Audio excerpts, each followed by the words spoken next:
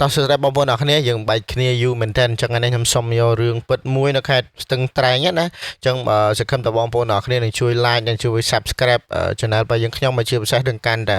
share ទៅកាន់ Facebook អីចឹងទៅអញ្ចឹងថ្ងៃនេះខ្ញុំសុំចែកម្លែកនៅរឿងពិតមួយនៅខេត្តស្ទឹងត្រែងកាលពីឆ្នាំ2009ណាអញ្ចឹងរឿងនេះគឺមានចំណងជើងថាកូនអាស្នងរូបអញ្ចឹង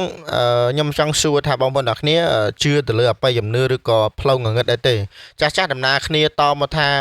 មនុស្សដែលមានរិស័យធ្លាក់ឬក៏មានរិស័យដាក់គឺតែងតែមានខ្មោចឬក៏មានព្រាយបិសាចហ្នឹងគឺចាំច្រាច់គេថាចាញ់ច្រាបព្រលឹងខ្មោចគ្រប់ទីកន្លែងគឺពួកខ្មោចព្រាយព្រលឹងបិសាចហ្នឹងគឺតែងតែសម្លឹងមកកាន់ពួកអ្នកទាំងគ្នាដែលរិស័យដាក់ហ្នឹងហើយចង់ចូលសន្ធិដ្ឋទៅលើរាងកាយដែលមានរិស័យដាក់ហ្នឹងចឹងទៅអញ្ចឹងគេនឹងបើភិក្ឆាមួយតិចគេហៅថាខ្មោចចូលមនុស្សដែលមានពពួកព្រលឹងព្រាយខ្មោចបិសាចចូលក៏តែងតែធ្វើសកម្មភាពប្លែកមិនតែឬក៏បាត់បង់សតិជាដើមអ្វីដែលខ្ញុំឮចេញពីចាស់កន្លងមកហ្នឹងគឺពួកគេគឺឃ្លានសាច់ស្រស់ឈាមស្រស់ហើយជាពិសេសហ្នឹងគឺបើសិនជាករណីអត់បំពេញតាមអ្វីដែលពួកគាត់ចង់បានទេគឺស្មើនឹងគេនឹងកាច់សម្លាប់ឬក៏គេយកសាកសពនោះក៏យកការយកម្ចាស់ខ្លួនហ្នឹងទៅចងកឬក៏យកទៅកាច់បំបាក់កសម្លាប់អីចឹងទៅអានេះគឺចាស់ដែលគាត់និយាយកន្លងមកអញ្ចឹងណាអញ្ចឹងយើងចូលសាច់រឿងតែម្ដងហើយសាច់រឿងនេះគឺមានរន្ធត់ព្រឺព្រួចមែនតើអញ្ចឹងបើសិនជាករណីបងប្អូនបេះដូងខ្សោយអីក៏ស្ដាប់ទៅក៏នៅស្ដាប់លេងដើម្បីជាការកំសាន្តពេលរាត្រីក៏ពេលទំនេរធ្វើការអីចឹងទៅអញ្ចឹងសាច់រឿងនេះគឺនៅស្រុកសៀមប៉ានខេត្តស្ទឹងត្រែងនៅឆ្នាំ2009សូរ្យានលៀបអស់ស្ដង់គាត់ទៅក៏ជំនួខែកដឹកកញ្ចក់ខ្យល់ចាប់ផ្ដើមចាប់ធ្លាក់មកត្រជាក់លិហិត្រជាក់ចុងដៃត្រជាក់ចុងជើងប្រជាកសិករញាប់ដៃញាប់ជើងជាធម្មតាគឺបែបហ្នឹងនៅពេលដែលខែកដឹកហ្នឹងគឺប្រជាកសិករគាត់ប្រមូលផលអីចឹងទៅខ្លះក៏រៀបចំបកនិងខ្លះទៅក៏រៀបចំប្រមូលស្រូវដាក់ក្នុងការុងឲ្យតាន់ពេលវេលាព្រោះខ្លាចយប់កាលណាតែយប់ទៅការជំនន់នោះគឺវាអត់តាន់មានភ្លើងអីដូចឥឡូវទេអូខេអញ្ចឹងនៅពេលដែលប្រមូលផលរួចគ្រប់គ្នាសឹងតែអស់កម្លាំងហើយនៅពេលដែលម៉ោង6 7ហើយគឺសឹងតែថ្ងៃហ្នឹងគឺអស់កម្លាំងហើយលេងនៅពេលដែលដល់សម្រាប់មួយទឹកហូបបាយគឺសម្រាប់តែម្ដងហើយគឺផ្កាជំនន់ហ្នឹងគឺមានតែភ្លើងចង្គៀងភ្លឺផ្លុងទៅតាមផ្ទះអីចឹងទៅអញ្ចឹងនៅតាមផ្ទះតាមខ្ទមគឺប្រហែលជា10ទៅ20ខ្ទមតែប៉ុណ្ណោះវាអាចបញ្ជាក់ថានៅពេលដែលពួកគេគឺអាចតែចូលសម្រាប់អីយកប្រហែលជាម៉ោង7នោះទើបមានតួអង្គមួយឈ្មោះឧត្តមបានចេញទៅស្រែព្រោះរវល់រៀនមួយថ្ងៃព្រោះធម្មតាអ្នកផ្ទះឬក៏ពុកម្ដាយគឺធ្វើស្រែចម្ការប្រមូលផលអីចឹងទៅហើយឧត្តមហ្នឹងគឺគាត់រៀនមានថារៀនដល់អនុវិទ្យាល័យគឺរៀនពេញមួយថ្ងៃតែម្ដងហើយទើបចេញពីសាលារដ្ឋហើយបន្តទៅរៀនគួរអីចឹងទៅអញ្ចឹងបានជាយប់ដំមកឧត្តមគិតថាមិនចង់ទៅដេកនៅឯស្រែទេព្រោះពូម៉ែរបស់គេមិនអោយទៅតែល្ងាចមិញឮសូរអ៊ំម្នាក់នៅក្នុងភូមិនឹងឈ្មោះអំសឿនក៏បាននិយាយថាយប់នេះនៅស្រែគេនាំគ្នាធ្វើអំបកស្រូបថ្មីហូបជុំគ្នាអញ្ចឹងទៅជាធម្មតានៅពេលដែលប្រមូលផលហើយចាស់គឺតែងតែប្រមូលផលស្រូវស្រែចម្ការហើយមកអំបកគេហៅអំបកជុំគ្នាហូបជុំគ្នានៅស្រែអញ្ចឹងទៅប្រហែលជា10 20ខ្ទមឬក៏10 20គ្រួសារអីហ្នឹងទៅអញ្ចឹងបានឧត្តមហ្នឹងគឺបញ្ញាប់ទៅខ្ទមដោយសារតែចង់ទៅហូបអំបកស្រូវថ្មីផងហើយណាមួយចង់ទៅសប្បាយផងទើបជិះកង់ចេញពីសាលាឬក៏រៀនគួរហ្នឹងផ្ទះនៅខាងផ្លូវហ្នឹងគឺទៅចំការអញ្ចឹងការជិះកង់ហ្នឹងគឺវាមិនមែនដូចពីមុនជិះម៉ូតូមានអីជិះកង់គឺជិះដោយភាពងងឹតហើយភាពត្រជាក់ទៀតមើលបើសិនជាករណីពីមុនអីយើងជិះកង់មានអារម្មណ៍ថាត្រជាក់ឆ្អឹងខ្នងអីចឹងនៅត្រជាក់ជាធម្មតាខែលងាឬក៏ខែកដឹកអាសុចកដឹកហ្នឹងគឺវាត្រជាក់មែនតើអញ្ចឹងក៏ប៉ុន្តែទៅដល់ស្រែគឺរឿងចម្លែកបន្តិចឧត្តមជិះទៅដល់ស្រែគឺរឿងចម្លែកបន្តិចគាត់ក៏ឧត្តមនឹងក៏បានស្រែកថាណាអំសឿនគេថាអមមកនោះយីចេះក៏ហក់ក្មេងតកើតក្មេងកំពុងតែចង់ហេវថាហេវមកអីចឹងណាហើយឧត្តមនឹងគឺនិយាយតាំងហួសចិត្តមានថាអំសឿននឹងគាត់ក៏ហក់ដោយខឹងខ្លាំងពេកឧត្តមនឹងក៏បានស្ទុះទៅលើខ្ទមស្រែកសួរពុកម៉ែដែលកំពុងនៅសម្រានលើក្រែនោះហើយក៏បានសួរថាម៉ែណាអំបកខឹងណាស់អំសឿនចេះបកក្មេងទៅរួចខ្ញុំខំអត់ហូបបាយមកថាមកហូបមុខបាយជាគ្មានណាគេធ្វើជុំគ្នាអំបកជុំគ្នាផងខ្ញុំខំអត់ហូបបាយពីថ្ងៃមកអញ្ចឹងណាឪពុកក៏បានចែកថាយីអាដំឯងមកធ្វើអីទាំងយប់មិនខ្លាចទេអីគាត់ក៏ច្អល់ថានោះអំបកនៅក្នុងចានគេធ្វើហូបតាំងល្ងាចមកឯងមកមិនទាន់ចំណែកមីងសាយគឺជាតួអង្គរបស់ម្ដាយឧត្តមក៏ចង្អុលទៅគៀនចាំងម្ដងទៀតថានោះបកនោះបច្ចៈអញ្ចឹងណា ហើយអាដាមហ្នឹងក៏និយាយថាខ្ញុំស្មានទៅអស់ហើយអាដាមក៏លន់មាត់ហ្នឹងក៏ស្ទុះទៅយកអំបកហ្នឹងនៅជាមួយនឹងចេកនឹងវ៉ាកន្លះស្និតទៀតពេលហ្នឹងគឺ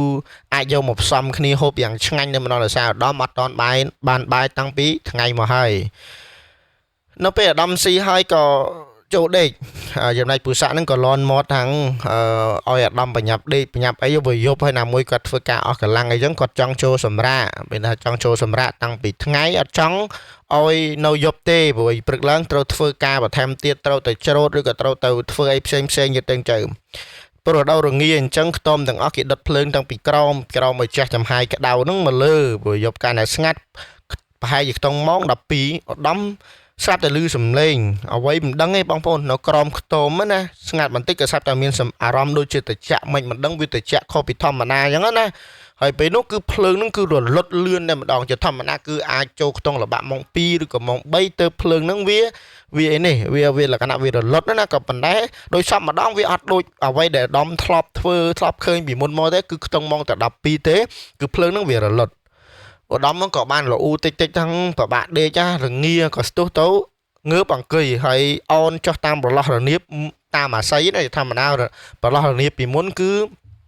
ជាប្រភេទរនៀបអាស័យមានថារនៀបអាស័យអត់មានដូចក្តាយបិទចិត្តទេគេថាធ្វើឲ្យទៅហើយបន្ទាប់ពីរដូវប្រាំងរដូវធ្វើស្រែហើយគឺឧត្តមនឹងគ្រួសារហ្នឹងគឺទៅនៅផ្ទះនៅចិត្តផ្លូវវិញឧត្តមក៏លន់មកថាស្អីគេមកបាំងភ្លើងខ្ទមអញឧត្តមនិយាយអញ្ចឹងតាមពិតនឹងគឺជាកន្លែងសាច់រឿងដែលផ្ដើមឲ្យឧត្តមមានបញ្ហាដំបូងគេបំផុតឧត្តមនឹងគឺមានតែជាលក្ខណៈចរិតក្មេងណាដឹងខ្យល់អីនិយាយមកស្រែកមកថឹងហ្នឹងស្អីគេមកបាំងភ្លើងនៅក្រុមខ្ទមអញហ្នឹងនិយាយបែបហ្នឹងណាតែខ្ញុំនិយាយវាអត់ត្រូវក៏ប៉ុន្តែឧត្តមហ្នឹងគឺនិយាយបែបក្មេងលក្ខណៈមិនដឹងខ្យល់អីអញ្ចឹងព្រោះក្មេងឧត្តមហ្នឹងវាក្មេងដែរអញ្ចឹងណានិយាយចាប់ក៏ស្រាប់តែមានម្រាមដៃធំប៉ុនជែកអំបូរហ្នឹងមកលូកឡើងតាមប្រឡោះរនៀបធ្វើឧត្តមស្រែកផ្អើលខ្ទមតែម្ដងក៏ប៉ុន្តែពេលនោះគឺឧត្តមហ្នឹងគឺមិនមែនមកមើលទេឧត្តមមកមើលអ្នកផ្ទះគឺគិតថាឧត្តមហ្នឹងគឺមកមើលក៏ប៉ុន្តែមិនមែនឧត្តមមកមើលពួកឧត្តមហ្នឹងគឺឃើញផ្ទាល់តែម្ដងហើយក៏ឧត្តមក៏បានស្រែកថាខ្មោចម៉ែខ្មោចឡងអូយស្រែកពេញខ្ទមអញ្ចឹងណាចំណែកពូសាក់នឹងមានសៃភ្ញាក់មកមើលកូនហ្នឹងក៏ឃើញកូនមកមើលតែតាមពិតឧត្តមហ្នឹងរត់ចូលមកក្នុងខ្ទមម្ដាយក្នុងលក្ខណៈកន្លែងគេដេកណាព្រោះឮសូរតែខ្មោចមកអូផាដំឲ្យម៉ែឧត្តមហ្នឹងស្រែកហើយក៏ចាប់មកស្ទុះអបឧត្តមតែពិតហ្នឹងគឺឧត្តមងើបតាំងពីនេះព្រួយទៅចាក់ដេកអត់កើតអញ្ចឹងទៅហើយដល់ពេលគាត់ក៏ឪពុកឧត្តមក៏បានស្រែកសួរថាស្អីឧត្តមកើតអីទេនិយាយអញ្ចឹងណាឧត្តមក៏បាននិយាយថាខ្មោចឡងនិយាយឲ្យទាំងញ័រមាត់តែម្ដងហើយក៏ម៉ែបាទឧត្តមហ្នឹងក៏រត់មកអបឧត្តមហ្នឹងក៏អបម៉ែដែរទៅចំណែកពេលនោះពូសាក់ក៏បាននិយាយថាក៏គាត់ស្ទុះទៅបើកទ្វារមើលគាត់ឃើញស្អីឯងមានថាពេលហ្នឹងគឺឃើញផ្ទាល់តែម្ដងពូសាក់ហ្នឹងក៏បានបើកទ្វារទៅមើលហ្នឹងគឺឃើញស្អីទេរត់ចាញ់ឆ្ងាយមានថាលោតពីផ្ទមគាត់ហ្នឹងគឺលោតផ្លោតហើយលោតតែជើងមួយឯងបងប្អូនមិនមែនលោតជើងពីរគឺលោតតែជើងមួយទេបងប្អូនចម្លែកមែនតើពេលហ្នឹងគឺឧត្តមឃើញគាត់ណាឧត្តមនិយាយអត់កើតដោយសារឧត្តមឃើញហើយឧត្តមឃើញហ្នឹងគឺមានថាមករៀមដៃហ្នឹងប៉ុនជើងដំបងហើយមកពាំងមានថាអាចនឹងថាក្តៅអីអញ្ចឹងមកដឹងហីរងាអីចឹងមកពាំងភ្លើងបងប្អូនហើយឧត្តមឃើញហ្នឹងក៏ឃើញមែនតើហើយក៏រត់ចូលមកក្នុងផ្ទះតែតាមពុតឧត្តមមិនមែនយកសពទេគឺឧត្តមឃើញពិតតែម្ដងអានេះគេហៅថាខ្មោចលងណាបើសារឧត្តមឆ្នាំហ្នឹងវាបញ្ហាបើសិនជាឆ្នាំហ្នឹងក៏វាបញ្ហាដែរហើយពេលហ្នឹងអូពូសាក់ហ្នឹងត្រូវជាដល់អូឧត្តមហ្នឹងក៏បានស្ទុះទៅបើកទ្វារក៏ឃើញពិតមែនហើយឃើញហ្នឹងក៏លូតចេញពីផ្ទះហ្នឹងលូតចេញពីខ្ទមហ្នឹងទៅកាន់វាស្រែគឺលូតតែជើងមួយបងប្អូនលូតផ្លោតតែម្ដងណាហើយមើលទៅស្តៀងមនុស្សបន្តិចស្តៀងសត្វបន្តិចបងប្អូនសម័យរូបភាពមកទៅមករៀមដៃប៉ុនជេងបងសម័យតែរូបភាពសម័យថាអាខ្លួនប្រានហ្នឹងវាប៉ុណ្ណាយើងអាចកាត់យកនៃបានបងប្អូនកាត់យកនៃបានណាអូខេលុះព្រឹកឡើងអានេះនិយាយថាចប់ប៉ុណ្ណឹងព្រឹកឡើងចុះអាដាមស្រាប់តែក្តៅខ្លួនកើតគ្រុនមិនដឹងស្អីតាមពិតត្រូវខ្មោចលងពិតប្រកបមិនមែនយកសពទេហើយខ្មោចលងប្រយុទ្ធមិញហ្នឹងគឺពិបាកទ្រាំមែនតែមានថាឃើញពិតដល់ពេលអញ្ចឹងគេហៅថាខ្មោចលងណាចំណែកមីនសៃនេះត្រូវជាអូអាដាមម៉ែអាដាមហ្នឹងក៏យកបាយឲ្យអាដាមហូបអាដាមក៏អត់ទៅសាលាអីក៏អត់ហូបបាយក៏អត់កើតអាដាមចាប់ផ្ដើមបងប្អូនចាប់ផ្ដើមធ្វើភ្នែកស្លីស្លើដូចមនុស្សមិនគ្រប់ទឹកអញ្ចឹងគេហៅមនុស្សសតិមិនគ្រប់ដូចមនុស្សឈួតនិយាយតែឯងមកមីមកមើលអញ្ចឹងណា ហើយចំណាយពូសាក់អូអាដាមហ្នឹងឃើញដូច្នោះក៏បញ្ញាប់យកកូនឲ្យអមេតហ្នឹងគឺត្រូវជាគ្រូបច្ចនរូល្បីហ្មងចាកាលពីឆ្នាំ2009ហ្នឹងនៅក្នុងស្រុកសៀមប៉ាននឹងឯងនៅក្នុងស្ទឹងត្រែងខេត្តស្ទឹងត្រែងណាហើយពីមុនអត់មានពេទ្យមានអីដូចឥឡូវទេ2009ហ្នឹងវាចាប់ផ្ដើមចូលមកសម័យជឿនលឿនក៏ប៉ុន្តែវាមិនទាន់ជឿនលឿនពេកនោះទេសូម្បីតែភ្លើងសូម្បីតែអីក៏អត់ទាន់ប្រើទូរស័ព្ទក៏អត់ទាន់មានប្រព័ន្ធអ៊ីនធឺណិតក៏អត់ទាន់មានពីមុនគឺអ្វីដែលគេរមុនគេមានបញ្ហារមុនគេហ្នឹងគឺគេយកគ្រូខ្មែរមានថាគ្រូបញ្ចន់រូបឬក៏គ្រូមើលអញ្ចឹងដើម្បីមកស្ដោះមកផ្លុំវាអត់ដូចឥឡូវមានពេទ្យមានអីគេមើលពេទ្យមុនអញ្ចឹងណាឲ្យមើលអមេតហ្នឹងអមេតគឺជាគ្រូដែលល្បីដូចខ្ញុំនិយាយគឺនៅក្នុងស្រុកសៀមប៉ាតនឹងឯងហើយដល់ពេលមកដល់ផ្ទះគាត់មកដល់ផ្ទះដើមឈើធំមួយមានថាមកដល់ផ្ទះឈើផ្ទះអមេតហ្នឹងគឺធំមែនតើតែធ្វើពីផ្ទះឈើទេពីនោះអត់មានថ្មមានអីទេគឺផ្ទះឈើបុរាណមានតពីឪពុកអមេតហ្នឹងហើយបន្ទាប់មកអមេតហើយក្នុងសាច់រឿងហ្នឹងគឺមានកូនម្នាក់ទៀតដែលជាកូនស្រីស្នងរូប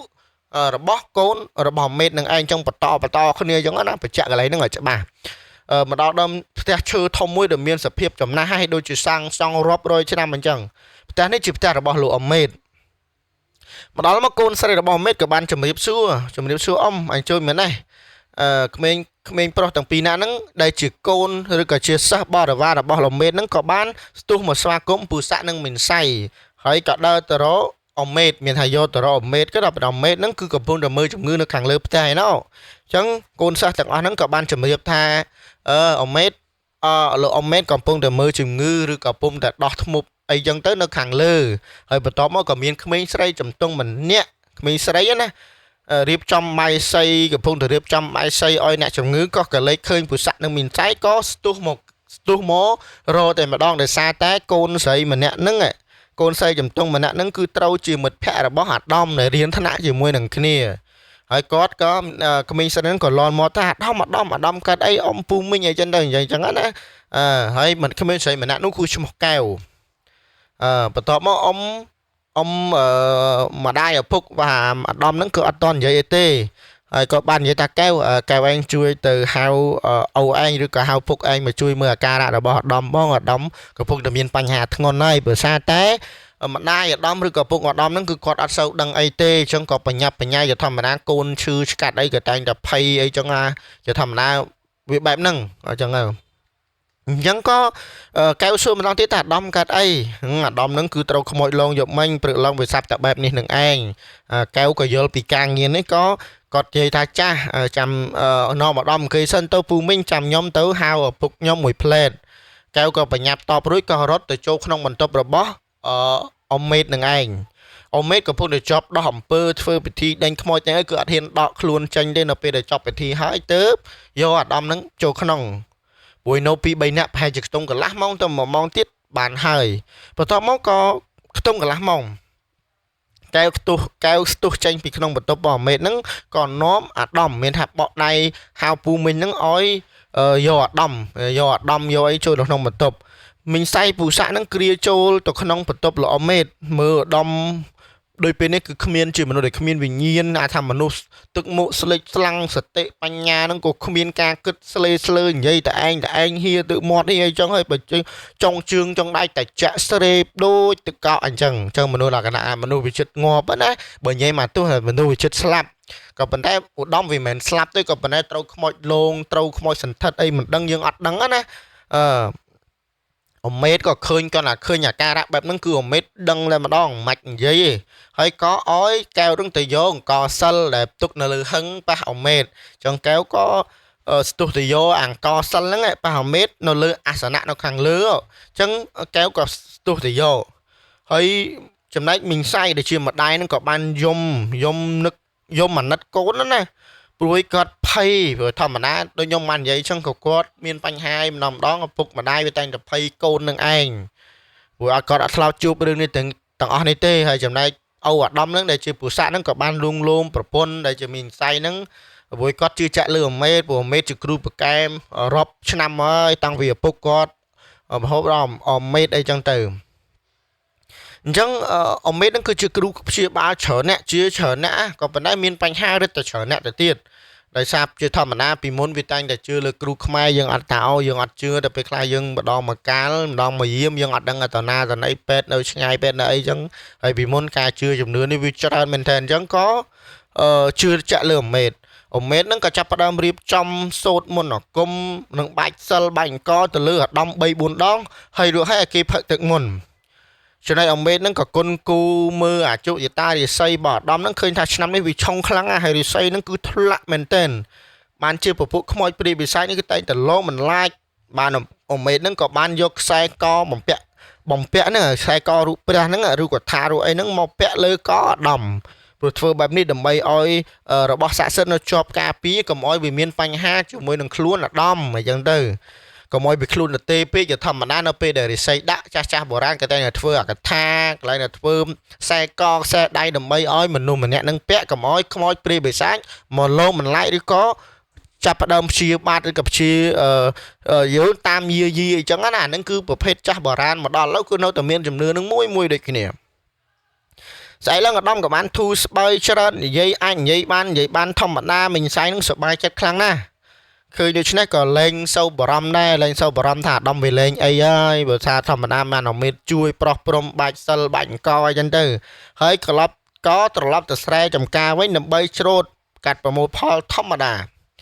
បងប្អូនរឿងនេះវាមិនទាន់ចប់ទេវាមានរឿងច្រើនទៀតព្រោះអាដាមនឹងវាជាតួអង្គមួយដែលមានបញ្ហាច្រើនមែនទែនក្នុងរឿងនេះក៏ប៉ុន្តែដូចខ្ញុំនិយាយគឺមេតនឹងគាត់អាចជួយអាដាមបានរហូតទេព្រោះអាដាមនោះវារស័យដាក់ឲ្យវាមាត់វាកាលណាប្រមាថណាដូចខ្ញុំបានពាក្យកាន់តែនិយាយថាមនុស្សយើងកាលណាកាន់តែនិយាយច្រើនវាកាន់តែខុសច្រើនជាពិសេសនៅស្រែចម្ការច្បារដំណាំទៅព្រៃទៅផ្សាយគឺគាត់ឲ្យនិយាយច្រើនទេ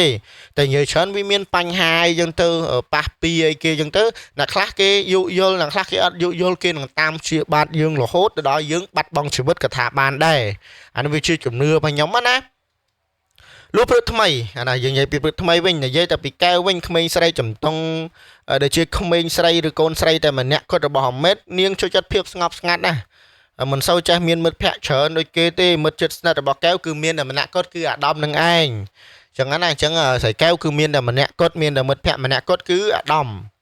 ថ្ងៃនេះនាងទៅសាលាធម្មតាតែនាងស្ងប់ស្ងាត់ដូចធម្មតាអញ្ចឹង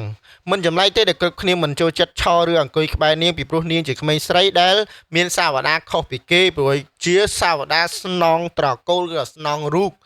ភាសាបុរាណគេស្នងរូបមកដល់ឥឡូវគេហៅថាដូចតែតពីគ្នាអញ្ចឹងណាដូចថាអមេតមានឪពុកគាត់ជាគ្រូបន្ទាប់មកអមេតបន្ទាប់មក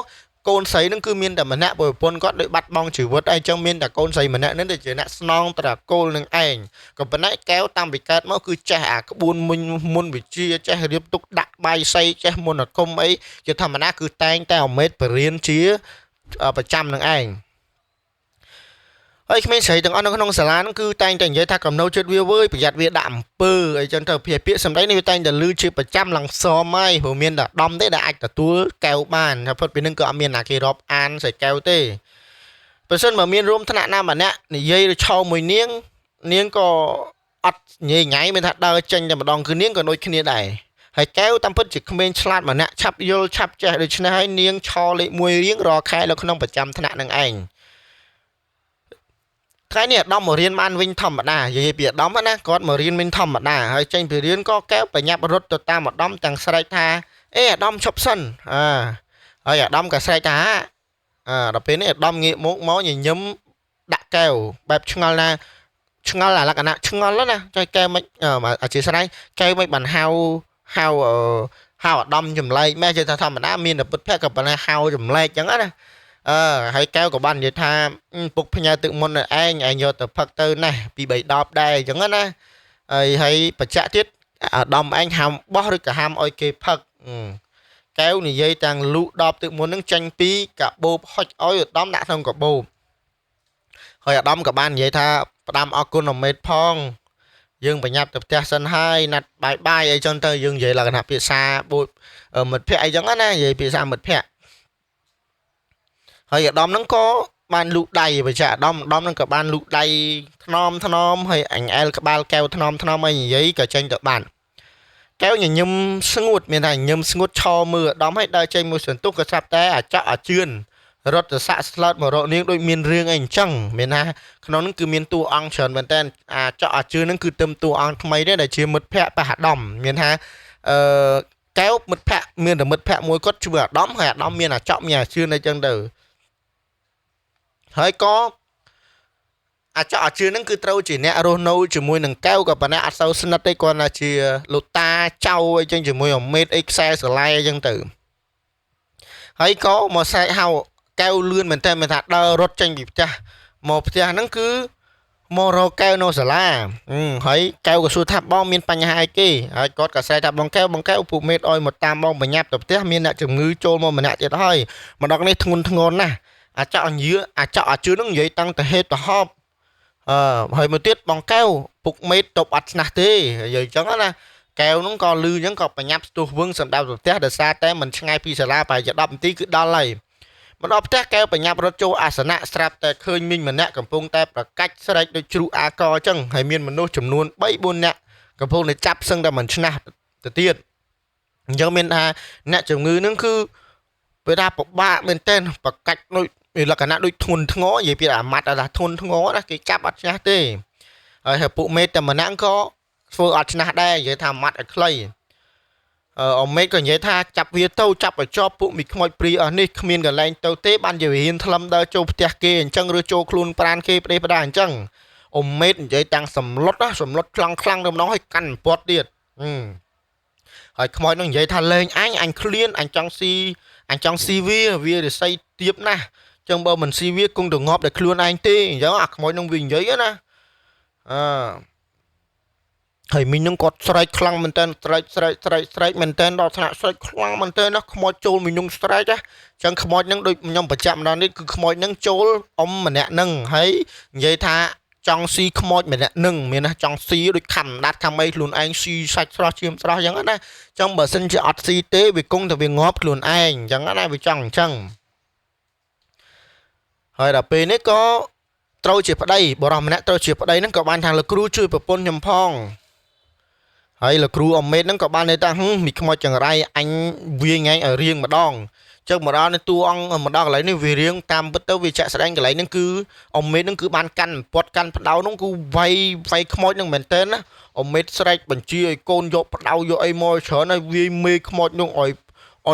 រៀងថាកុំផ្ដេសផ្ដាស់ថ្ងៃក្រោយណាកែវក៏យកអំពាត់ហើយអមេហ្នឹងក៏បានបន្តទៀតថាហងចេញមិនចេញខ្មោចហ្នឹងក៏វាអត់ចេញទេវាថាអញអត់ចង់ចេញទេខ្មោចនេះវានៅតដែលហើយលេបទឹកមាត់គឺដូចជាឃ្លានឈាមសាច់ស្រស់ឲ្យស្រស់ចឹងណាហើយក៏អមេតក៏បានយកអំពត់វាយឆ្វាច់ក៏ខ្មោចហ្នឹងក៏បានស្រែកថាអូយអញឈប់ហើយអញឈប់វាហើយអញឈប់ធ្វើអញ្ចឹងហើយតាមពិតខ្មោចហ្នឹងវាធ្វើពុតទេហើយវាយទៀតវាយរហូតហើយអមេតក៏បានសួរថាចេញអញ្ចឹងណាអមេតខំប្រឹងស្រែកផងវាយផងខំប្រឹងបែកញើសវាថាវាយខ្មោចនឹងប៉ប៉ុនក្របពូតគាត់ណាបែកញើសណាខ្មោចនោះក៏មិនព្រមដដែលហើយដោយសារតែខឹងខ្មោចនឹងមិនព្រមចេញអមេតលេងដៃធ្ងន់វាយរហូតទៅដល់សម្លាប់បាត់ស្មារតីមិនមែនសម្លាប់ខ្មោចណាគឺសម្លាប់ម្ចាស់រូបរាងដែលខ្មោចចូលនឹងឯងហើយគ្រប់គ្នានឹកស្មានថាខ្មោចចេញហើយក៏នាំគ្នាជួយត្រេកអរតាមពិតមីងនោះគឺបានដាច់ខ្យល់ស្លាប់បាត់ទៅហើយបងប្អូនត្រង់ចំណុចនេះគឺអមេតភ័យខ្លាំងមែនទែនមានថាអមេតវាយខ្មោចនឹងរហូតទៅដល់ចេញក៏ប៉ុន្តែមិនច្បាស់ថាចេញក៏ប៉ុន្តែគឺអ្នកដែលត្រូវរងគ្រោះធ្ងន់នឹងបំផុតគឺម្ចាស់ម្ចាស់ស្នងហ្នឹងណាគេហៅថាមីងត្រូវជាមីងស្រីដែលមករកអមេតនឹងគឺគាត់ស្លាប់ដាច់ខ្យល់បាត់ទៅហើយអ្នកដែលស្រែកហ្នឹងក៏ថាពុទ្ធោមានថាម្ចាស់បើត្រូវជាប្តីប៉ះគាត់យើងថាត្រូវជាប្តីប៉ះមនុស្សស្រីម្នាក់ដែលគាត់ត្រូវខ្មោចចូលនឹងហើយក៏បានស្រែកថាពុទ្ធោប្រពន្ធខ្ញុំស្លាប់បាត់ទៅហើយពូដែលជាប្តីនឹងក៏បានស្រែកទៅហូយំស្រែកខ្លាំងស្របពេលទៅយកដៃទៅស្ទាបចំមរបស់ប្រពន្ធនឹងក៏បានឃើញថាលែងបានដកដង្ហើមមិនអាយគឺមានន័យថាស្លាប់ហើយដៃជើងចាប់ផ្ដើមត្រជាក់ស្លេបហើយឡើងជាប់ខ្មៅពេញខ្លួនតែម្ដងដោយសារតែអមេនឹងគឺគាត់បានវាយប្រពន្ធនឹងគឺខ្លាំងមែនទែនមិនដល់រហូតទៅដល់ស្លាប់ណាហើយគ្រប់គ្នាដែលមកជួយនឹងសុទ្ធតែសាច់ញាតិរបស់បងប្អូនរបស់ម្នាក់ដែលចូលខ្មោចចូលនឹងឯងពេលដូច្នោះអមេតក៏បានឃើញហើយក៏ មើលទៅគាត់លក្ខណៈគាត់ស្ដាយក្រោយបន្តិចហើយបងប្អូនមកហ្នឹងគឺសុទ្ធតែស្រែកទៅហូរយំពេញតែផ្ទះតែម្ដងហើយពេលនោះគឺកែវចំណែកកែវណាគឺគាត់ភ័យខ្លាំងណាស់ព្រោះមិនដែលឃើញឪពុកព្យាបាលគេរហូតដល់ស្លាប់ដូច្នេះទេហើយកែវនិយាយទាំងភ័យថាពុកគិតទៅយើងត្រូវគិតយ៉ាងម៉េចទៀតអ៊ុំមេតក៏ធ្វើផ្នែកមួយហើយដកដង្ហើមមួយហើយត្រេះរិះទាំងដកដង្ហើមធំគាត់មិនមកអ្វីទេគាត់ស្ងាត់ចឹងណាព្រោះគាត់ដឹងថាខ្លួនគាត់ធ្វើខុសក៏ប៉ុន្តែចិត្តតែមួយគត់គឺគាត់ចង់ព្យាបាលប្រពន្ធគេហ្នឹងចង់ព្យាបាលគេហ្នឹងឲ្យជាតែប៉ុណ្្នឹងគឺគាត់គ្មានគោលបំណងដើម្បីសម្លាប់គេតែប៉ុណ្្នឹងទេហើយគាត់អត់បាននិយាយទេហើយប្រហែលជាមិនបានមួយម៉ោងផងគ្រួសារទាំងសងខាងហ្នឹងគ្រួសារខាងស្រុកហ្នឹងក៏បានទេហៅប៉ូលីសឲ្យមកចាប់អមេតដាក់គុកចំណែកកែវហ្នឹងគឺភ័យខ្លាំងណាស់យំស្ទើរសន្លប់ដោយសារតែអមេតហ្នឹងធ្វើខុសមែនហើយគ្រប់គ្នានៅទីនេះធ្វើជាសាក្សីបានថែមទៀតផងចំណែកអមេតក៏ត្រូវជាប់ពន្ធនាគារអស់មួយជីវិតព្រោះអាទោសសម្លាប់គេហ្នឹងគឺជាប់មួយជីវិតនឹងឯងខ្ញុំមកដល់សាច់រឿងកន្លែងនេះគឺវាមិនអាចថានិយាយបែបណាបែបណីទេពេលខ្លះបើយើងស្ថិតក្នុងក្រុមការពិចារណាបងប្អូនអ្នកគ្នាទៅក៏វាអាចថារឿង50% ម្នាក់ទេព្រោះធម្មតាពីមុនគឺវាជឿទៅលើជំនឿទាំងអស់នេះហើយមួយទៀតខាងអមេតហ្នឹងក៏អត់ទាន់បានពិចារណាច្បាស់លាស់តើតើហ្នឹងមានថាអត់ទាន់បាននឹងព្យាបាលឲ្យត្រឹមត្រូវដែរក៏ណាគោលដៅពីមុនគឺពីច្រើនគេវាយអញ្ចឹងគេវាយខ្មោចគេវាយអីចឹងឲ្យចេញពីខ្លួនប្រាំងក៏ប៉ុន្តែណាពេលណាដែលជ្រុលដៃទៅហើយស្នងរូបជាស្រីផងទៀតផងរឹតតែមានបញ្ហាទៅទៀតរយៈពេល1ខែដែលអមេតជាប់គុកនៅឯផ្ទះបានដាក់ស្លាកធំសរសេរថាគ្រូខ្មែរចេញមានថាបានដកអាស្លាកធំនៅក្នុងមុខផ្ទះអមេតហ្នឹងគឺដាក់បានដកស្លាកហ្នឹងចេញណា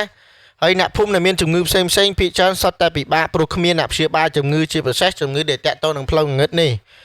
កែវពេលនេះបានទទួលស្នងរូបជំនួសឪពុកដោយសារតែមានអ្នកគ្រប់គ្រងនឹងពីអ្នកភូមិហើយសូមឲ្យនាងស្នងបន្តពីព្រោះថានាងមានតកូលជាអ្នកស្នងតែម្នាក់គាត់មានតែកែវហ្នឹងគឺជាមានជាកូនតែម្នាក់គាត់ដែលអាចស្នងពីលោកអ៊ំមេតបានហើយពូជពងសាវតាហ្នឹងបើសិនជាអមេតហ្នឹងគឺបានជាប់គុកគឺស្មើនឹងគឺដាច់ពូជគ្រូហ្នឹងតែម្ដងអញ្ចឹងក៏អ្នកភូមិឬក៏បងប្អូននៅក្នុងក្បែរហ្នឹងគឺគាត់គ្រប់គ្រងឲ្យកែវហ្នឹងឡើងជាអ្នកស្នងរូបតពីដូនតាមកម្ដងចុងក្រោយបងអស់អត់មានអីទេកែវក៏ធ្វើជាមនុស្សម្នាក់ដែលអាចស្នងពីអមេតហើយកែវក៏សម្រេចចិត្តឈប់រៀនដើម្បីបន្តការងារមួយនេះគឺបន្តពីអមេតមានអ្នកជំងឺច្រើនណាស់ដែលកែវមកមើលជារហូតមិនបានមួយខែផងក៏ល្បីអស់ទាំងខេត្តមានអ្នកជំងឺច្រើនណាស់ដែលមកទីចិត្តទីថ្ងៃឲ្យកែវជួយមានថ្ងៃមួយឧត្តមកើតមានអាការៈប្លែកឡើងមកតែម្ដងទៀតព្រោះពេលនោះគឺឧត្តមនឹងបានធ្វើឲ្យជ្រុះខ្សែកពេលដែលគាត់ជិះកង់មកពីសាលាក៏បានជ្រុះខ្សែកនោះកាលពីអមេតបានឲ្យពាក់មានថាអមេតក៏បានធ្វើខ្សែកកាលពីដើមសាច់រឿងហ្នឹងគឺឲ្យឧត្តមពាក់ឧត្តមហ្នឹងគឺវាសស្រាក់ស្លាត់វាបានធ្វើឲ្យបាត់ខ្សែកនោះក្នុងវាស្រែអញ្ចឹងវាអត់ដឹងថារស់នៅណាអញ្ចឹងណាហើយពពុះខ្មោចព្រាយបិសាចនេះវាមានគ្រប់ទីកន្លែងតែម្ដងនៅពេលដែលយើងឃើញយើងមិនសូវស្រួលខ្លួនវាកាន់តែមានវាកាន់តែជន់យើងអញ្ចឹងណាហើយអាដាមហើយបើចាក់បន្ថែមនេះកែវក៏បានបញ្ជាក់ថាពពុះខ្មោចទាំងអស់នេះគឺវាមានគ្រប់ទីកន្លែងប្រយ័ត្នអាដាមអីចឹងណាឯងធ្វើអញ្ចឹងប្រយ័ត្នបន្តិចផងព្រោះវាមិនតន់តាណាឆ្ងាយពីអាដាមឯងទេកែវនិយាយផងសម្លឹងមួអាដាមផងនាងអាចដឹងពីអារម្មណ៍ថាអាដាមបានគិតអីព្រលឹងខ្មោចដែលធ្លាប់ចូលរូបរាងកាយពីមុននឹងមិនតន់តាណាឆ្ងាយទេអាដាមនឹងក៏បាននិយាយថាយើងមានបានធ្វើអីទេយើងនិយាយចឹងតិចចឹងណាហើយចំណែកស្រីកែវជួយមើលមិត្តឯងទៅណាសុទ្ធតែជាគ្នាឯងទេមិញសៃនិយាយទាំងព្រួយចិត្តនឹកស្មានថាគាត់មិននឹកស្មានថាគាត់មានរឿងអីម្ដងទៀតអញ្ចឹងសោះមិញសៃនឹងក៏គិតថាមិននឹកស្មានថាឧត្តមនឹងវាកាត់រឿងម្ដងទៀតអញ្ចឹងសោះហើយកែវក៏បានបញ្ជាក់ថាពេលនោះបញ្ជាក់ប្រាប់ឧត្តមថាវាគង់តែមានបញ្ហានឹងកើតឡើងម្ដងទៀតទេព្រោះខ្សែកហ្នឹងគឺវាបានដាច់បាត់ហើយមួយទៀតអ្នកដែលធ្លាប់ចូលឧត្តមពីមុនមកហ្នឹងក៏នៅក្បែរឧត្តមណាក៏ចាំតែមានឱកាសគេនឹងចូលមកម្ដងទៀតហើយម្ដងនោះមីងក៏បានឲ្យខ្សែកែវហ្នឹងជួយឧត្តមជួយផងទៅសិតតែគ្នាឯងទេក្មួយនិយាយចឹងណាហើយខ្សែកែវក៏បានតទៀតថាជួយដឹងតែជួយឲ្យមីងហើយសកែវក៏បានតតាំងជួយដឹងតែជួយឲ្យមិញ តែខ្ញុំនឹងអត់ដឹងថាអាដាមនឹងវាទៅធ្វើអីខ្លះទេបានវាកើតឡើងរឿងនេះព្រោះថាព្រលឹងនេះវាចេះតាមអាដាមអត់ឈប់អត់ឆោទេព្រលឹងខ្មោចដែលអំណាចខ្លាំងវាអាចនឹងធ្វើបកយើងពេលណាក៏បានដែរតែកែវក៏បានបញ្ជាក់អញ្ចឹងណាហើយណាមួយព្រលឹងខ្មោចនេះគឺវាបកយើងមិនថាយើងមានបញ្ហាទេកាលណាតែយើងផ្លេចខ្លួនគឺវាធ្វើតែម្ដងគេថាវាចូលសន្ធិដ្ឋហើយវាអាចនឹងយកជីវិតរបស់អាដាមអីចឹងទៅនិយាយត្រង់ចំណុចនេះមិញសៃភ័យមែនតើអាដាមក៏ភ័យដែរពេលនោះកែវអត់មានអីនិយាយលើពីនេះទេក៏កែវក៏បានដកដង្ហើមធំសម្លឹងមើលមុខអាដាមថាគឺមានអាដាមនឹងពេលនឹងវាភ័យអីចឹងក៏គាត់បានថាគឺហើយពុសាក៏បាននិយាយថានិយាយមកអាដាមនិយាយខ្លាំងអញ្ចឹងណាគឺថាយកមិញនេះខ្ញុំចេញពីសាលាទៅខ្ញុំបានតែធ្វើរឿងមិនក៏បីជាមួយទីដានៅក្រោមដើមកបាសឬក៏ដើមកាសចាមួយនៅក្បែរគ្នានៅឯចុងភូមិក្រោយមកនឹងស្ងាត់ល្អខ្ញុំមនុស្សស្មានថាវាមានកាត់ឡើងអញ្ចឹងសោះមានរឿងកាត់ឡើងអញ្ចឹងសោះហើយហ្នឹងមានថាអាដាមហ្នឹងទៅធ្វើអីគ្នាមានថាមិនគប់បីជាមួយនឹងទីដានៅឯក្រោមដើមកាសចានៅឯចុងភូមិហើយក៏បានដាច់ខ្សែកហ្នឹងហើយអាដាមហ្នឹងក៏អត់គិតស្មានថាវាមានបញ្ហាអញ្ចឹងសោះយកមិញហ្នឹងខ្ញុំប៊ីសតែស្លាប់ដោយសារតែខ្មោចលងអាដាមក៏បាននិយាយអញ្ចឹងមកតង់ទៀតដល់នៅពេលដែលដាច់ខ្សែកហ្នឹងគឺខ្មោចលងអាដាមរៀបរាប់តាមមានអាដាមហ្នឹងគឺបានរៀបរាប់ទាំងខ្លួនឯងហ្នឹងកំពុងតែដឹងកំហុសថាវាខុសអីចឹងទៅអញ្ចឹងមិញសៃហ្នឹងក៏បាននិយាយថាផ្ដេសផ្ដាស់ណាអាដាមមកលោឯងមិនអាសូរទ្រុងអញជាម្ដាយឯងទេអីចឹងណាហើយមិញសៃគ្រាន់តែនិយាយអាដាមឮដូច្នោះក៏លន់មាត់ហួសចិត្តយកដៃរឹតទ្រង់លុនឯងថាអញខ្យល់ដាច់ស្លោដាច់ថាមើលកន្លែងហ្នឹងគឺគាត់ថាអញដាច់ខ្យល់មុនឯងលោហើយបើឯងធ្វើម្លឹងអញនឹងដាច់ខ្យល់ស្លាប់មុនឯងក៏ថាបានដែរកែវក៏បាននិយាយថាម៉ែអាដាមកន្លែងនេះនិយាយថាម៉ែពុកក៏មិនតាន់បន្ទោសនៅខ្ញុំនៅពេលនេះអីធ្វើយ៉ាងណាកុំអោយតែខ្ញុំរួចខ្លួនទៅបានហើយអាដាមនិយាយស្រាប់តែដួលប្រកាច់ពេញផ្ទះតែម្ដងអាដាមក៏បានប្រកាច់មានថាក្នុងពេលនោះគឺអាដាមប្រកាច់ហើយមីងសៃក៏បាននិយាយថាអាដាមពួកវាជួយឃើញប្រកាច់បែបនេះមីងសៃគឺភ័យមែនតើហើយពុសាក៏បាននិយាយថាកែវធ្វើអីម្យ៉ាងទៅក្មួយព្រួយពុកចាប់ពូចាប់អាដាមអត់ឆ្នះទេកែវក៏បាននិយាយថាចាប់ឲ្យជាប់ឲ្យជឿនយកទឹកមុនឲ្យបងអញ្ចឹងណាពេលហ្នឹងគឺមានអាចកមានអាជឿនហើយពេលហ្នឹងគឺពូមីងហ្នឹងក៏បានយកអាដាមហ្នឹងមកផ្ទះប៉ះកែវអញ្ចឹងទៅហើយអាចកអាជឿនក៏បានស្រែកខ្លាំងដូចគ្នាថាបាទបងហើយចំណែកកែវក៏បានយកទឹកមុនហើយយកមកផ្លុំគោផ្លុំបញ្ចុះអាគមដេញខ្មោចបន្ថែមរួចឲ្យក៏បង្កប់ឲ្យគ្រប់គ្នាចាប់អាដាមឲ្យផឹកទឹកមុននេះហើយពេលនោះក៏ចាប់អាដាមមានថាចាប់អាដាមអញអាដាមត្រូវទឹកមុនចូលខ្លួនក៏លែងប្រកាច់ដូចមុនក៏សន្លប់បាត់ស្មារតីទៅកែវក៏បាននិយាយថាបន្តិចទៀតដឹងខ្លួនវិញហើយខ្ញុំចុះទៅក្រុមមួយផ្លែតមកដល់ក្រុមផ្ទះកែវឈរសម្លឹងមើលរុក្ខជាតិដែលដុះសង់ខាងផ្ទះហ្នឹងគេនឹកសម័យដល់ពីឪពុកពីអាដាមនិយាយគឺគេថាធ្វើរឿងមិនក្របអីជាមួយធីតាកែវដកដង្ហើមធំមកដូចជាឈឺចាប់ចំពោះរឿងនេះព្រោះមានថាកែវហ្នឹងគឺបានលួចស្រឡាញ់អាដាមហ្នឹងក៏លួចស្រឡាញ់កែវដែរក៏ប៉ុន្តែធម្មតាបើសិនជាមកទោះទៅគេហៅនិយាយតែចរិតប្រុសព្រានណាអញ្ចឹងទៅ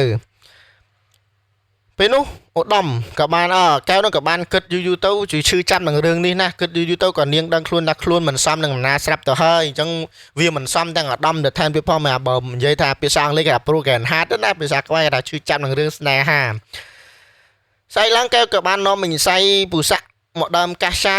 នៅឯចុងភូមិតាមអាដាមកែវចង់មកទីនេះគឺដើម្បីធ្វើពិធីសុំខមាទោសដល់ព្រលឹងខ្មោចព្រាយបិសាចទៅនៅដើមកាសចាមួយនេះកុំឲ្យប្រកាន់ខឹងនឹងអាដាមបន្តទៀតតាមដែលលោកយាយម្នាក់រស់នៅក្បែរនេះគាត់បាននិយាយថាដើមកាសាមួយនេះគឺមានយូរមកហើយតាំងពីសម័យលន់ណុលបន្តមកដល់របបខ្មែរក្រហមគេក៏ជ្រើសយកកន្លែងដើមកាសានេះជាកន្លែងសម្លាប់មនុស្សដូចជាកូនក្មេងតូចអីចឹងទៅចាប់តាំងជើងសងខាងបកក្បាលរួចតកុលកាសានេះគឺសម្លាប់ចោលតែម្ដងខ្ញុំបើវងចោលកន្លែងនេះបន្តិចតើតោនឹងការពីជំនាន់មុនគឺតែងតែធ្វើបែបនឹងឯងគឺតែងតែចាប់ក្មេងចាប់អីមកសម្លាប់នៅក្រោមដាស់ដើមកាសាចាប់ជើងបកសម្លាប់ចោលដើម្បីផ្ដាច់ពូជអីចឹងទៅពិធីសុំខមាទោសក៏បានចាប់ផ្ដើមចាស់យាយចាស់ស្លៀកពាក់ពានីអង្គុយជុំវិញកែវចាប់ផ្ដើមដោះខ្សែកព្រះរួចក៏សូត្រមន្តអញ្ជើញខ្មោចព្រាយដែលនៅទីនេះឲ្យចូលមកស្និទ្ធក្នុងខ្លួននាងដើម្បីសួរនាំថាគេចង់បានអីចឹងណា សំឡេងកូដសាដូរបស់លោកតាពីរបីនាក់បញ្ចេញជាបាត់ភ្លេងមិនចន់អារៈឬសូក្រលួចមានថាឬសូក្រលួចឲ្យព្រឺក្បាលតែម្ដងណាហើយកែវក៏ចាប់ផ្ដើមញ័រខ្លួនទៅត្រើតចេញស្រែកចេញសំឡេង2សំឡេង3ធ្វើគ្រប់គ្នាពិបាកនឹងកាត់យល់ន័យណាអាដាមតម្រូវឲ្យដេកលើក្រែលើកដៃប្រណម្រុំដោយអំបោះសធ្វើដូចជាមនុស្សស័ព្ទដែលគេត្រូវបានបិទភ្នែកនិងនៅស្ងៀមកុំកម្រើកធ្វើដូច្នេះដើម្បីឧបកិច្ចថាឲ្យខ្មោចដឹងថាអាដាមបានស្លាប់ហើយអញ្ចឹងឈប់មកចូលរូបរាងគេបន្តទៀតពេលនោះកែវក៏បាននិយាយថាអញឃ្លានក្បាលជ្រូកមីកាចាស់សិនអញឈប់យប់នេះកែវនិយាយតែសំឡេងជាមនុស្សចាស់ប្រែជាសំឡេងមនុស្សចាស់ឲ្យស្ដាប់ទៅអាយុប្រហែលជា70ផ្លាយខ្ញុំបើកវងកញ្ចក់កន្លែងនេះព្រោះខ្ញុំអានអត្ថបទបដាខ្ញុំ detail ខ្ញុំបញ្យល់បដាមានថាមានមនុស្សចាស់អាយុ70ផ្លាយចូលក្នុងខ្លួនកែវហើយនិយាយថាអញឃ្លានជ្រូកក្បាលជ្រូកមីកាចាស់ឆាប់សែនឲ្យអញអញ្ចឹងណាមានថាចាប់សែនឲ្យអញ្ចឹងទៅហើយមួយទៀតក៏បានចូលថាអញឃ្លាននំប៉ាវមហូបចិនកែវនិយាយបែបនេះជាសំឡេងក្មេងវិញមានថាសំឡេង3 4នាក់អញ្ចឹងណាហើយសំឡេងនេះបញ្ជាក់ថាខ្មោចនៅទីនេះគឺចូលសន្ធិដ្ឋក្នុងរាងកាយកែវមានចំនួនច្រើនមែនតើតម្រាំបញ្ចប់ពិធីបញ្ចន់រូបមីងសៃរាប់មើលគ្រឿងដង្វាយនេះគឺត្រូវសែនចំនួន152មុខតែគាត់មិនចំទាស់អ្វីទាំងអស់ធ្វើយ៉ាងណាក៏ដោយឲ្យតែកូនគាត់បានរស់រានមានជីវិតមានថាអ្នកដែលទាទាំងអស់ហ្នឹងគឺចូលក្នុងខ្លួនកែវនោះច្រើនមែនតើហើយការទាសំណែនទាំងអស់គឺរាប់ទៅគឺមាន152មុខគេថាបើពាក្យសាមួយទេអាបើគេទិញមួយទៀតតែស្គមសពរាប់មិនអស់ណារំលងផុតពីថ្ងៃអាដាមបានត្រឡប់មកដូចដើមវិញកែវសប្បាយចិត្តណាស់យប់នេះម៉ោង11អាធ្រាត្រទៅកែវនឹងកែវមិនទាន់បានគេនៅឡើយទេនាងនៅរៀបចំអាសនៈឲ្យល្អព្រោះស្អែកនេះគឺត្រូវសែនច័ន្ទគ្រា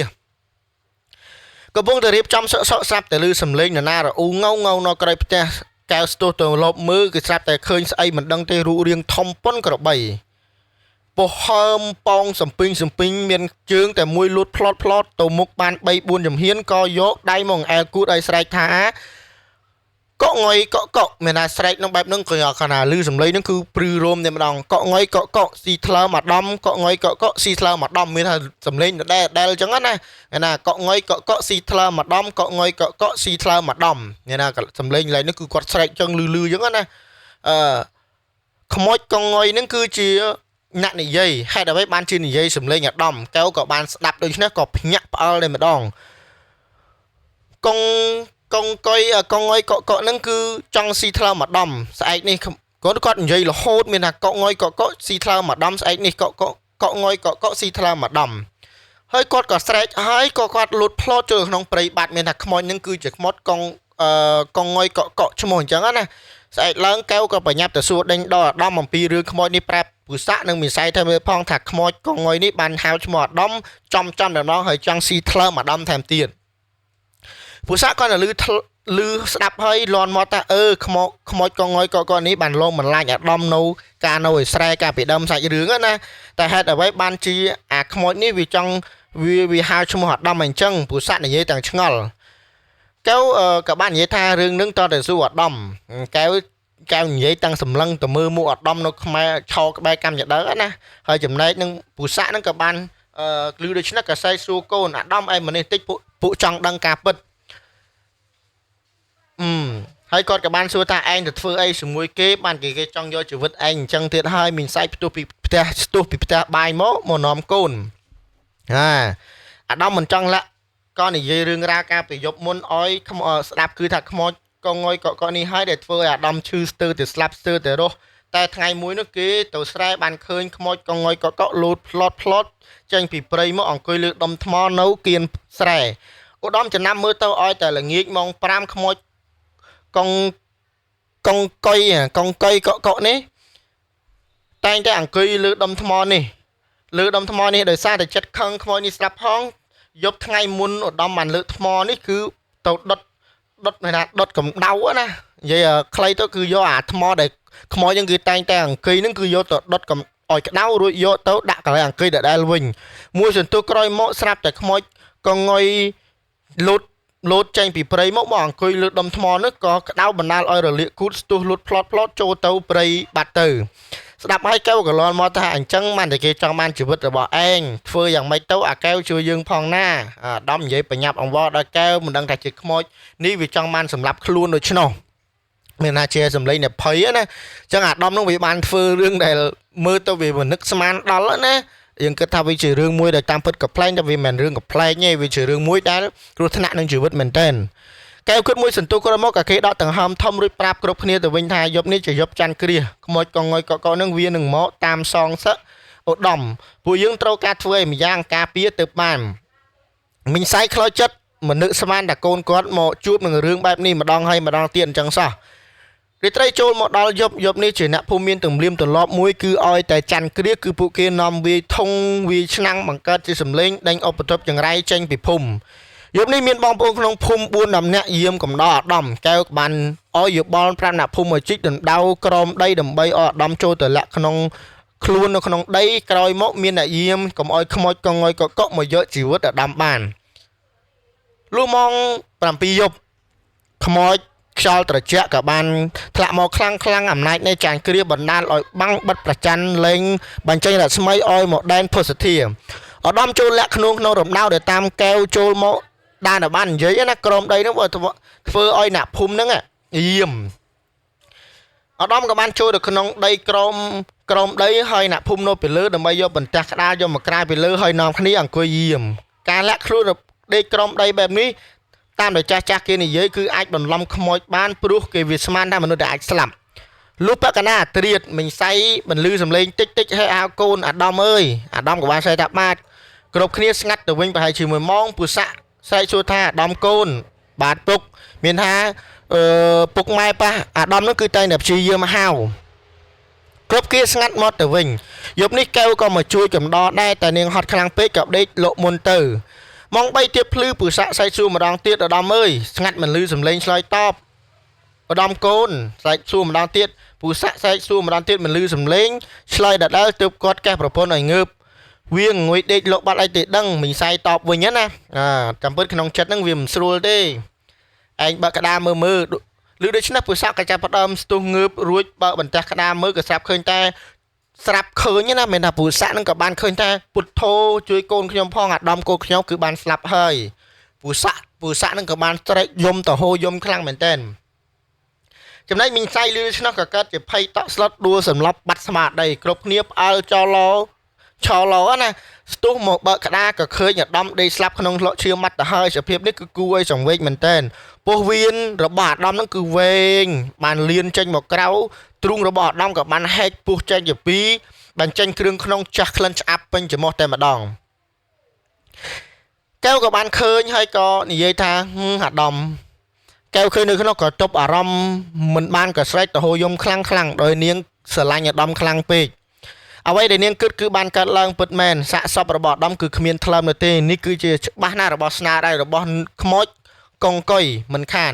ពពុះខ្មោចតានេះវាសាហាវជាងខ្មោចដតេពួកវាជាពពុះខ្មោចដែលមានរូបរាងពិតប្រាកដវាមិនដូចខ្មោចដតេដែលមានវិញ្ញាណចូលទៅក្នុងរូបរាងកាយតែចំពោះកងកុយនេះជារូបមនុស្សដែលបែកកម្មដ្ឋានរៀនមុនអកុំក៏ហើយកើតជាពពុះសូរកាយស៊ីសាច់ស្រស់ជាអាហាររឿងរ៉ាវនេះក៏អានរឿងរ៉ាវនៃការស្លាប់របស់អាដាមនេះកែវបានជួយអស់ពីសមត្ថភាពរបស់គេហើយនៅតែស្លាប់ដដែលនេះក៏អាចមកពីអាដាមខ្លួនឯងដែលចូលចិត្តការលេងប្រមាថមានតែលេងប្រមាថលេងសាច់ខុសរបៀបកើតរឿងម្ដងជាពីរដងចុងក្រោយលទ្ធផលគឺទទួលបានដូចនេះឯងដំណើរតនេះគឺមានជំនឿជឿមនុស្សដែលខ្មោចចូលគឺសុទ្ធតែមានរិស័យដាក់បែបនេះធ្វើឲ្យស្រកទាំងមូលជឿនឹងនាំគ្នាចំណាំមើលទៅឲ្យតែមានអ្នកខ្មោចចូលលើណាម្នាក់គឺពួកគេនាំទៅឲ្យទីវត្តអារាមដើម្បីឲ្យប្រសង់ស្រោចទឹកនឹងមានថាបណ្ដោះគ្រោះណាលើរិស័យចេញអញ្ចឹងក្នុងរឿងនេះខ្ញុំបានបញ្ជាក់ម្ដងហើយម្ដងទៀតការស្ដាប់នោះវារៀងពិបាកតិចដោយសារខ្ញុំអានសភៅហើយបន្ទាប់មកខ្ញុំនឹងទៅ detail ខ្ញុំនឹងបញ្ជាក់ម្ដងហើយម្ដងទៀតអញ្ចឹងក្នុងន័យនេះគឺយើងអាចបញ្ជាក់បានថាជារឿងមួយដែលជារឿងពិតមួយនៅក្នុងស្រុកសៀមប៉ាន់ខេត្តស្ទឹងត្រែងកាលពី2009អញ្ចឹងបងប្អូនអាចស្ដាប់រឿងនេះហើយតាមពិតទៅវាមិនគួរឲ្យខ្លាចឯណាទេគាត់តែវាជាជំនឿមួយហើយកាន់តែពិសេសទៅទៀតគឺខ្ញុំអានរឿងរដាក់រ៉បដោយសារវាជាលើកដំបូងរបស់ខ្ញុំដែលខ្ញុំអានវាយូរមែនតើវាចូលសារ